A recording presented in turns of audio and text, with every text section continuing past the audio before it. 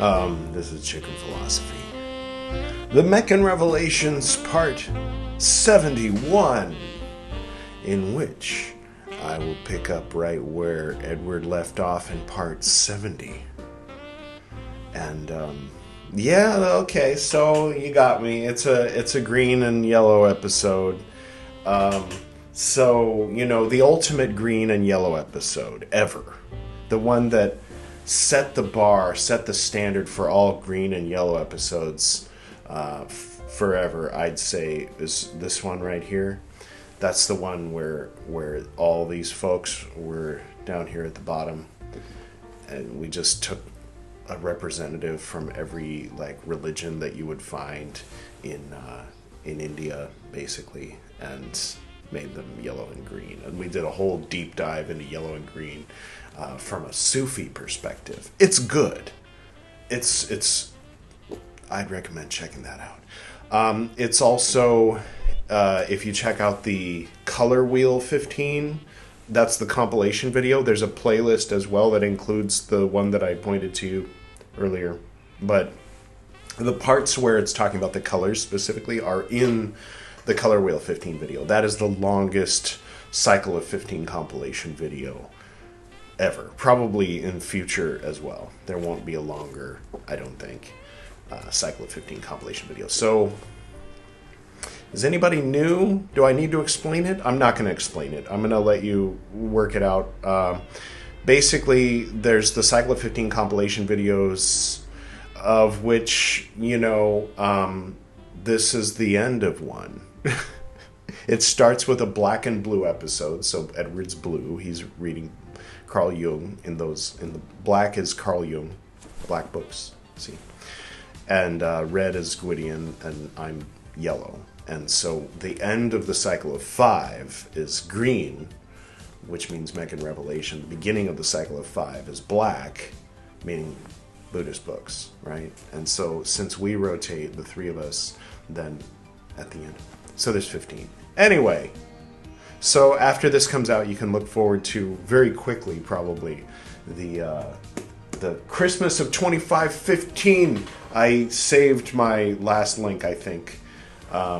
You can check that out if it exists yet. If nothing popped up, then you're in the 5 minutes in between when this goes live and when that goes live. So they'll be coming out at the same time. Happy New Year!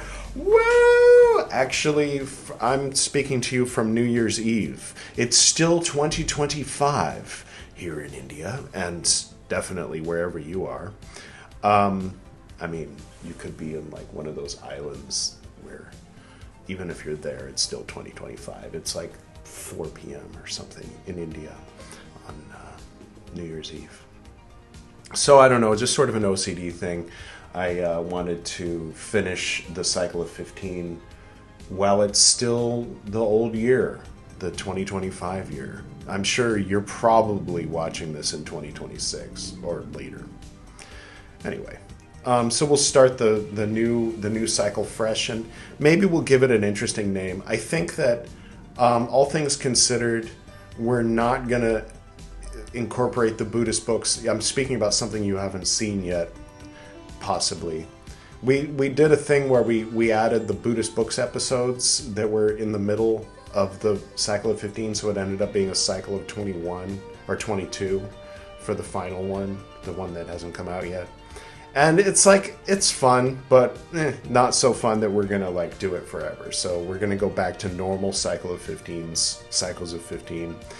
And I don't want to commit to calling this next one the beginning of 2026-15. We've been naming things like that for a while. I like the Gilgamesh 15, the Shillong 15. These are some good names. So I'm gonna wait on the name, and I'm gonna keep the playlist unlisted until we reach the end of the next cycle of 15, and then I can name it and debut it, and we'll go forward from there. So we did a little bit of experimenting at the end of 2025 with these things. So this is what you tuned in here for, right?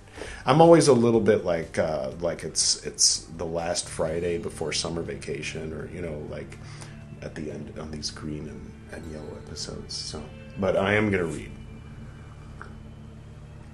Our beverage today is a cup of black coffee. Our incense today, we're going to go with... I brought the frankincense. Did I lose it?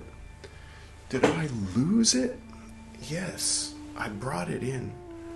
I don't know. Oh, it's over there. One moment. So this is frankincense without myrrh, which, if I understand correctly, means we're gonna invoke a very high vibration without manifesting it, or something. I don't know. That's probably not right. I think it's more like I've been watching. I mentioned it before, the alethiometer, where it means what it means to you in the moment, and like among several things that it could mean, you pick the one that makes sense or that resonates in that moment, and then you go with that. Sort of like reading tarot or whatever. I mean, there's more than one way to do it. You can do it with. Anyway. Yeah, so frankincense and coffee. No myrrh, no milk, no sugar. Black coffee. All right. Tiger's here. White tiger. He's in the thumbnail. This is the Christmas of 2515 thumbnail. Did you see? That's from his second birthday. He celebrated his 7th birthday in the cycle of 15 that we're closing today. So because he's in the thumbnail, because he had, his moment of in the sun, his, you know what I mean, in the Nag Hammadi, the recent Nag Hammadi. We're a little weird here on Check of Philosophy, if you didn't know. Okay. It's a nice breeze. We're going to do bibliomancy. So this is your final blessing from Hafiz of 2025, with which to go forth into 2026. The loot, we read that already. Find a better job. No, we've read that already. I think the book is opening the things we've read already. Okay, we haven't read this already. She responded.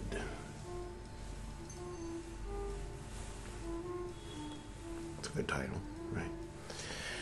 The bird's favorite songs you do not hear, for their most flamboyant music takes place when their wings are stretched above the trees, and they are smoking the opium of pure freedom.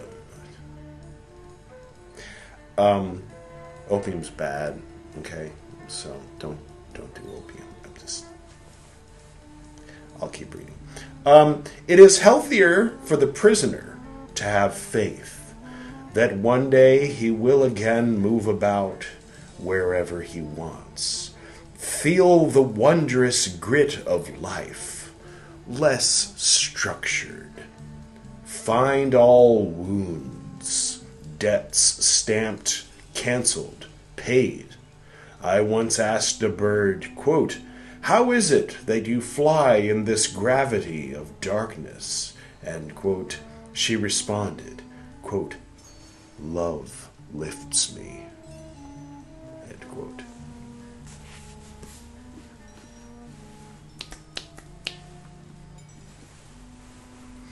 Okay. It's nice. It's nice. So I think sometimes it's me. Sometimes I'm more receptive to Sufi poetry, So it takes less. Something could be just a little bit cool, and I'll be like, wow, it's so beautiful, man. But if I'm a little bit calloused, if I'm a little bit resistant, then it has to blow me away. And even if it blows me away, I might be like, oh, well done. Huh. But anyway, all right. Okay, so we're going to pick up where we left off. This is Michel Chodkiewicz doing the introduction to Volume 2.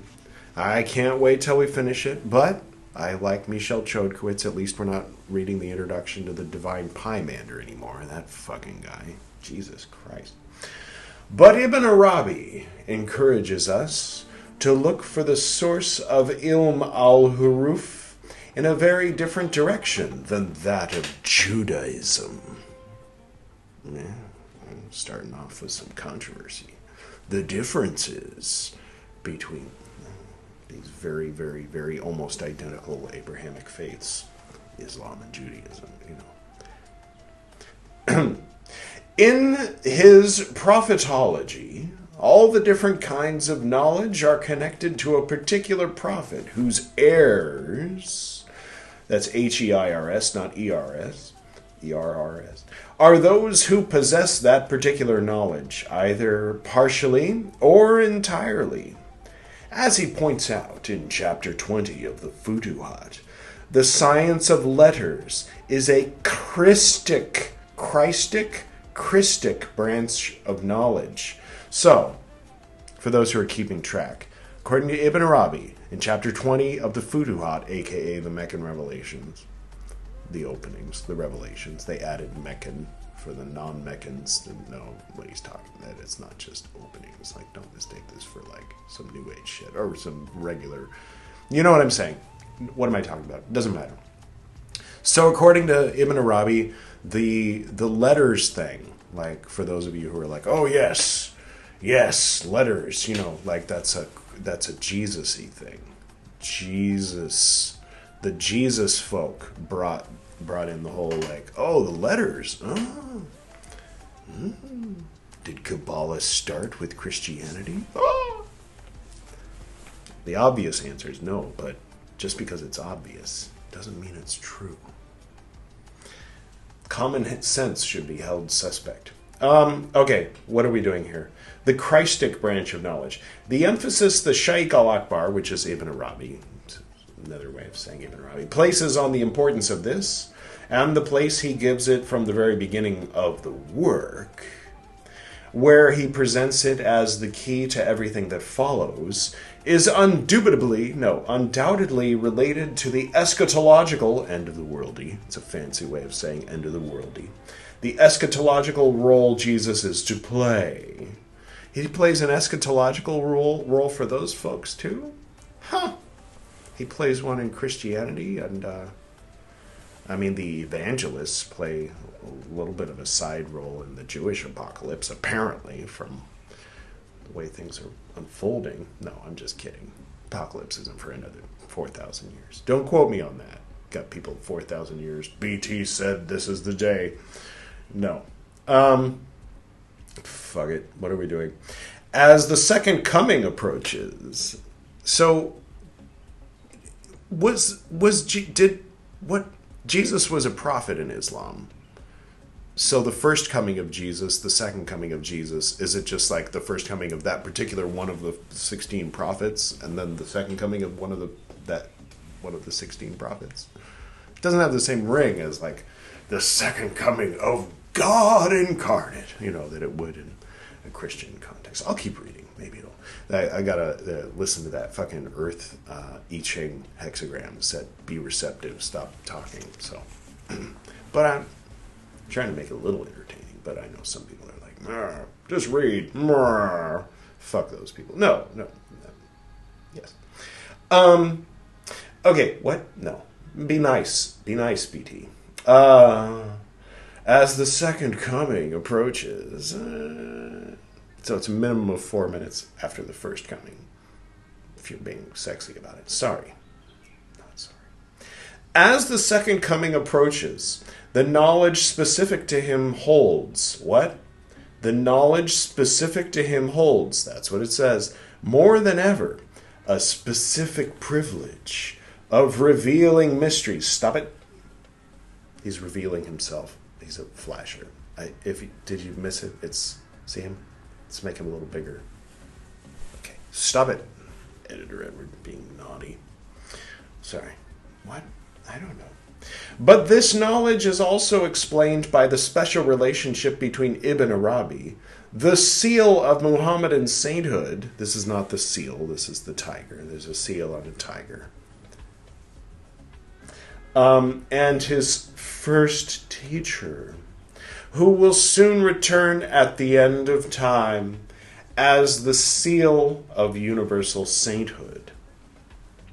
The wealth of material in this chapter, an overwhelming combination of information about the shapes written letters take, their specific places of utterance in the mouth, and their numerical values prevents us from offering a summary of it here.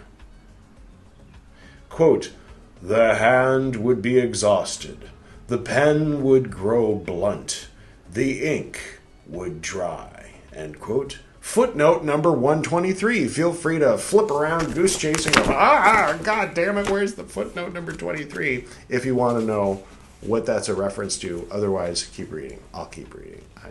But it was in quotes and it was italic, so I think that was Ibn Arabi. So, that was my angelic. A few guiding ideas that run through it can be pointed out. However, the first of which is the idea of universal life, which is foundational for Ibn Arabi's cosmology. This idea is expressed in a number of passages in Ibn Arabi's work. Quote, it is not possible to subdivide the universe into those things that are living and those that are not. For us, it is alive in its totality. End quote. Have you seen Pluribus? Come on, Hive. I can't get... No, I'm just kidding. Just kidding. Isn't e pluribus unum is like unity and diversity of many one? Something. Diversity too, please. Not a bunch of people going, we will bring you your Gatorade. Fucking cold Gatorade. Sorry, I don't want it. No spoilers.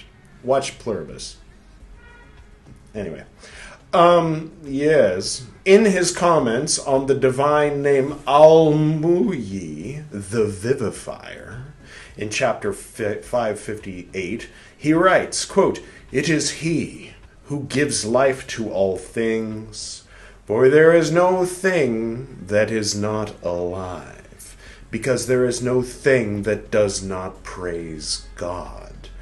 Now only the living, whether our perceptions tell us they are alive or dead, can praise God. End quote. I don't know why I'm nodding. I'm like, yeah, okay. If we, something's eating the corpse, so there's living things in it. I mean, by the biological definition of life. And if we get real abstract, peaking on lots of acid about the definition of praising God, then sure, buddy, yeah, the fucking atoms are praising God, man. My coffee, the fucking soft toy, the dice, the smoke rising up from the incense, everything's praising God, man. It's been a few decades since I found one, at least, since where were we? A little less. Almost one. I think at the end of 2027, it'll be my 10-year anniversary of the last time There is no lack of scriptural support for this idea of praise by the totality of creatures, regardless of whether they are inert in our eyes. Quote, parenthesis, Ibn Arabi usually relies on Surah 1744 on this subject. End parentheses. I'm not going to go goose chase that one either. We will nevertheless see that what is at issue here is not a subtle exegesis. Exegesis. Not a subtle exegesis. One of those. Exegenesis. In another book, his Ruh al-Quds, Ibn Arabi cites the Prophet talking about Mount Uhud. Parentheses. Quote, the mountain loves us, and we love it. End quote. End parentheses. That's the Prophet Muhammad voice for today. With all respect. It wasn't like a goofy Mickey Mouse voice. It was a very serious. Anyway. Adding, quote, this is Ibn Arabi, adding to what he said. For us, even the minerals love God.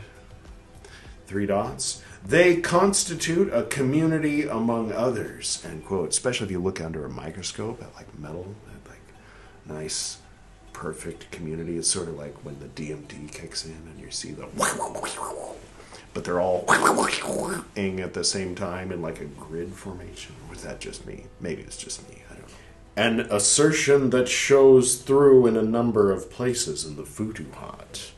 Parentheses, quote, early in our spiritual life, we heard the stones glorifying God and invoking his name, end quote, end parentheses. Oh yeah, which album?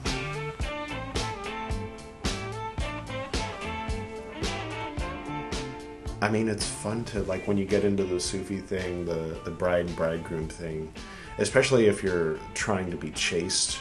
I mean, I won't say especially, but I've known some people who are on the asexual path who dedicated their lives to Golden Dawn ceremonial magic. I say that in plural, but really there's only one that I'm aware of. He was one of my teachers.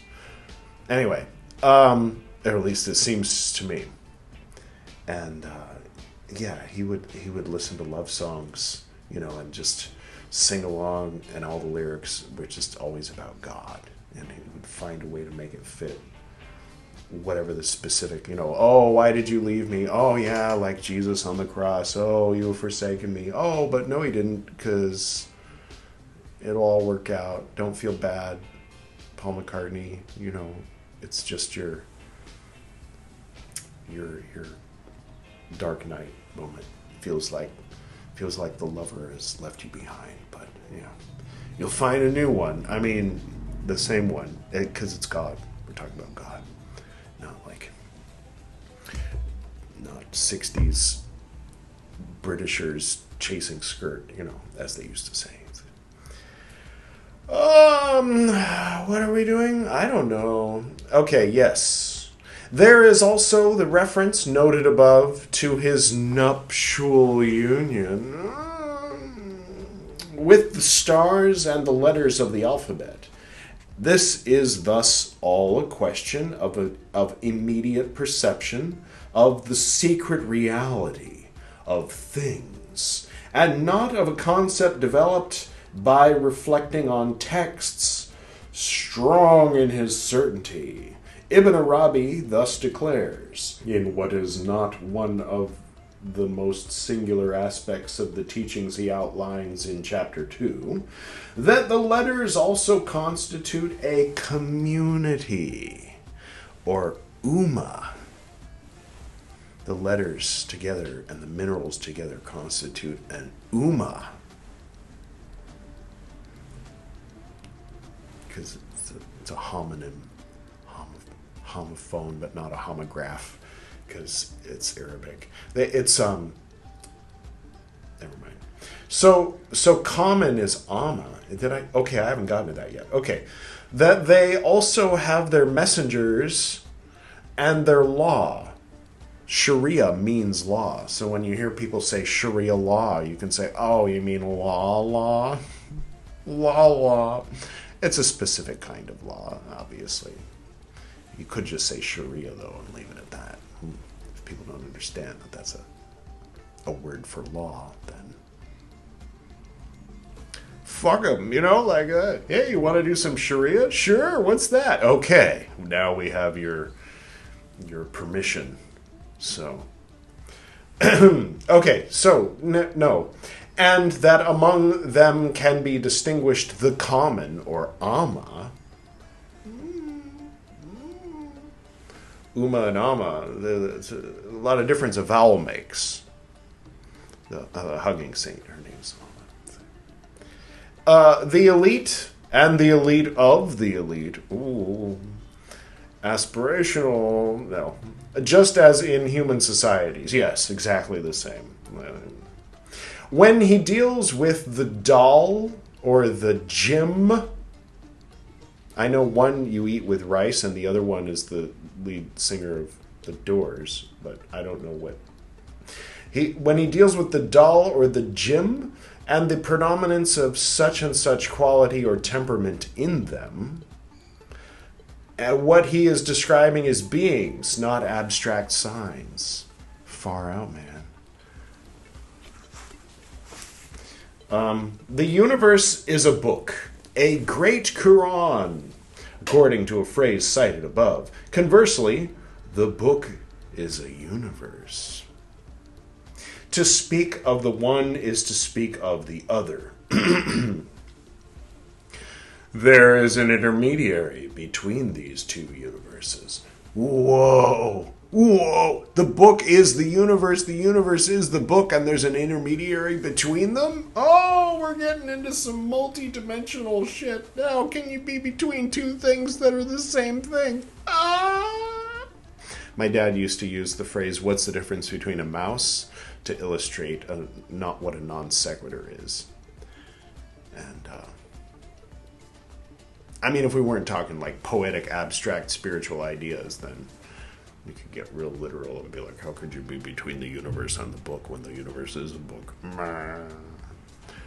But why? Why? It's overplayed. Let's continue. Or these two books. It is man. Man is the reconciler between the Quran, the book, and the Quran, meaning the universe in an abstract way, because you're calling it the Quran. And man, it works as well as anything that works-ish. It is man, the insane Camille. Remember the insane Camille? If you don't, watch my show more often, and you'll know it's the perfect man. Insane Camille. Insan Camille. Kamil. It's Arabic, transliterated into Latin letters, so I don't think it matters that much that it's a K and not a Q or a C. But, continuing. The Insan Camille, of course, who shares the nature of both. He is both brother of the Quran and Alam Sagir, or little world, any relation to not Arik, the other Anpin, or microcosm. Zohar Anpin? Am I getting that right? Right, okay. It is to him that the divine discourse is addressed in this double form, and it is his duty to decipher it, to be simultaneously Tarjuman al-Quran and Tarjuman al-Alam. Okay. Interpreter of the Quran and interpreter of the created world. Oh yeah, this was reminding me of some Buddhist stuff last time. Okay, yeah, similar. It feels like it makes more sense when you're talking about Buddhist sutras, but I'm probably just biased. If I was born and raised, Muslim, then I might be like, oh yes, you can read the Quran and the leaves of nature. What about the sutras? The what? The Buddhist teachings? No, that's something else, I might say, if I were in that parallel me. But I'm not. Anyway, yes, he is the one that gives them meaning. The universal manifestation, yeah, you're getting some Nietzsche in here. There is no meaning there other than the meaning that you give it. Was that Nietzsche? Anyway. The universal manifestation is the unfolding of Ayat Allah. Şimdi Allah, dilimde Allah, zikrimde Allah, fikrimde Allah, aklımda Allah, aşkımda Allah, aslımda Allah, kanımda Allah. Hasbi Rabbi Cellallah, ma fi qalbi ghayrullah. It's been a while. Meaning God's signs, parentheses, but also the verses. Since the word ayat has both meanings, end parentheses. These ayat are made up of words. End quote? Where was the beginning of that quote? We just ended a quote that never began. Wow! Everything you've ever experienced in this life and in all previous lives and all previous forms of existence has been in quotes. And the quotes have just ended. We've been in quotes for so long we don't even remember. There's no record of the opening quote. We got the closing quote. Wow. We finally arrived in the narrator voice. Congratulations. I'm happy to have been here to facilitate that. Okay. Michelle Jokowitz, you fucked up with the quotes there. I know you're dead. I mean, on another plane. I'm speaking backwards in time, because dimensions, time, whatever, time, schmime. Future editors of this, fix the end quote that exists in its lonesomeness. Where were we? I don't know. It might be getting toward time. Kalimat, no relation, which in turn are composed of letters, huruf, which are in some way the elementary particles of the book and of creation, and they are of the revealed book. Whence the intricateness of the two hermeneutics, that of the Quran and that of the universe, that the parallel between the 28 letters of the alphabet and the 28 degrees of Ibn Arabi's cosmology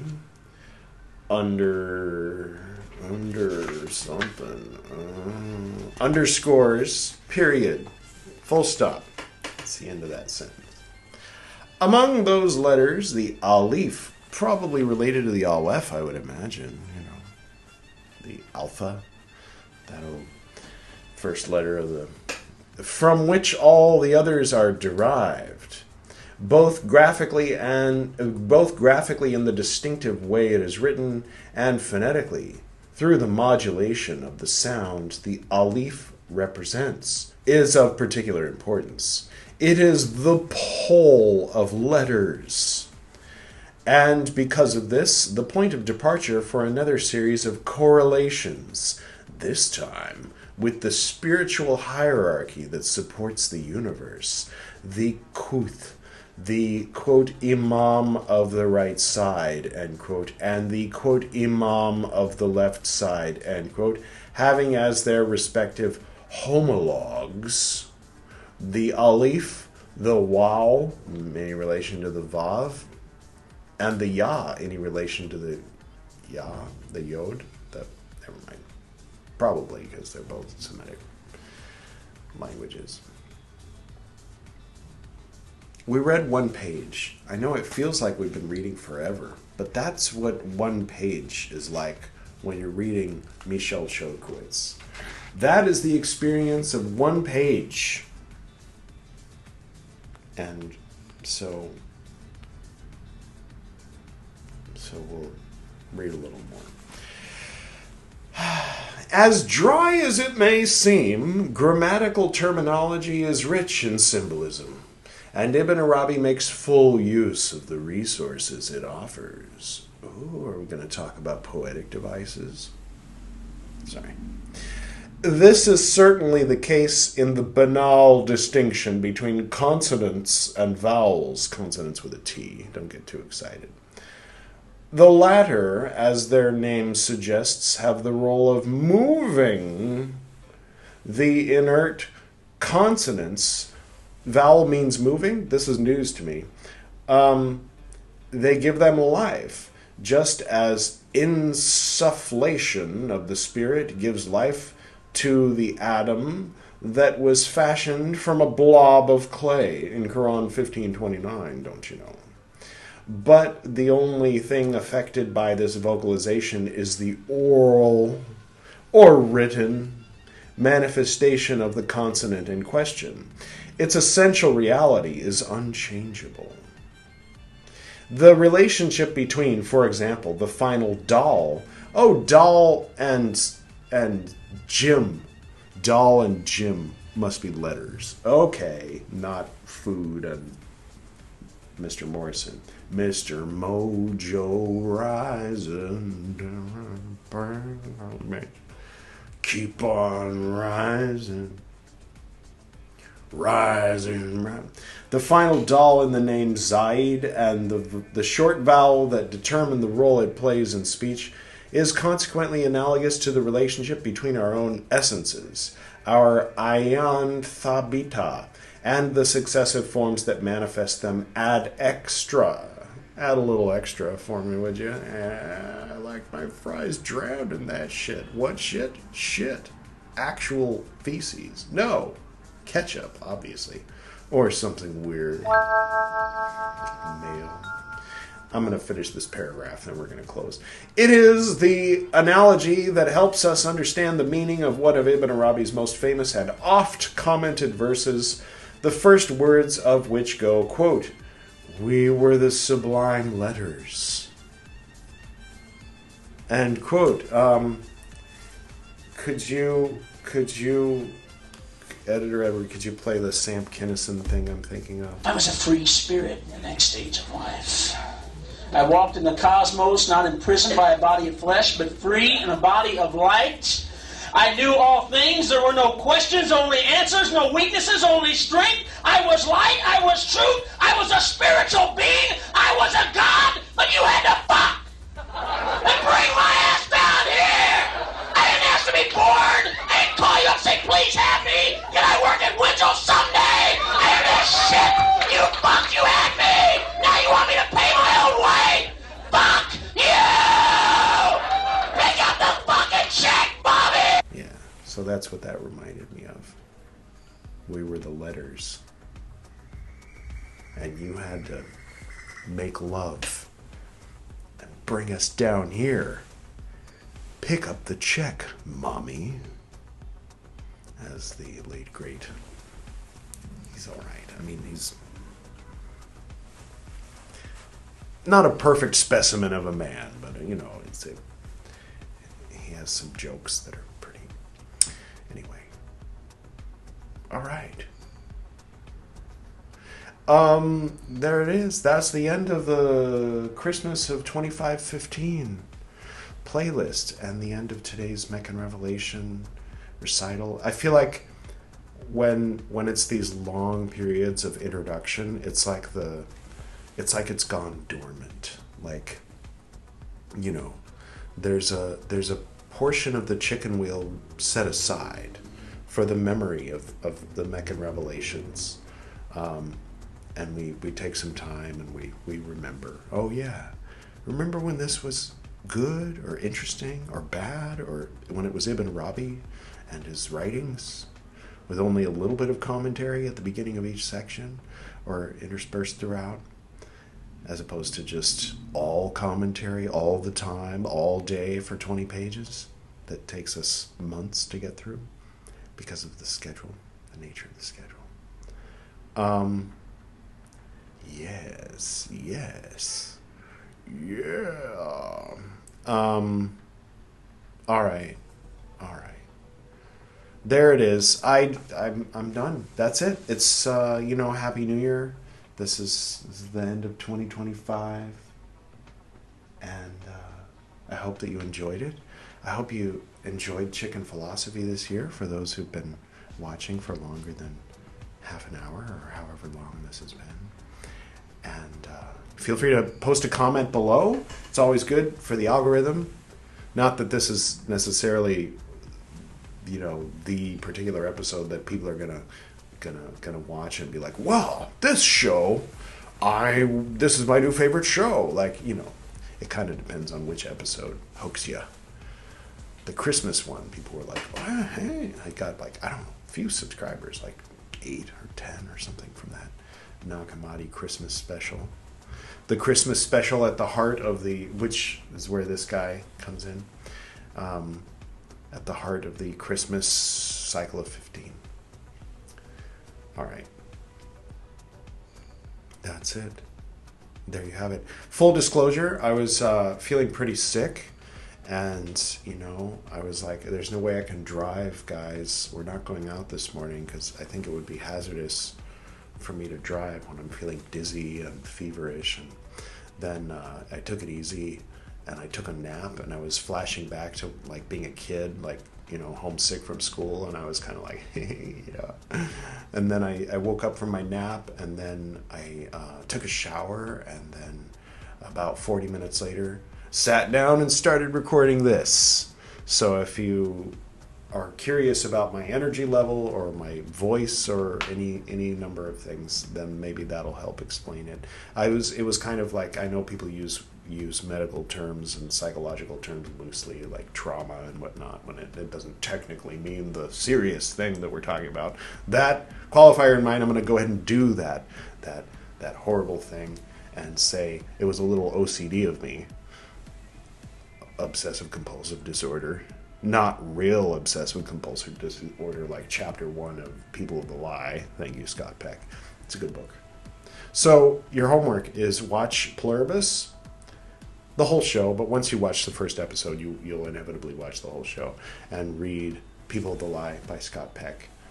You'll read the whole thing once you read that first chapter. He'll hook you.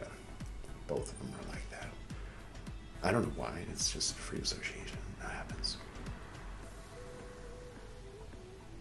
Okay, so the end screen. What are we going to do for the end screen? The 3-minute synopsis, the 3-minute, the compilation video for the Christmas of 2515 will be in the middle of the screen. So click it after the chicken cluck, which is coming right now. Happy New Year.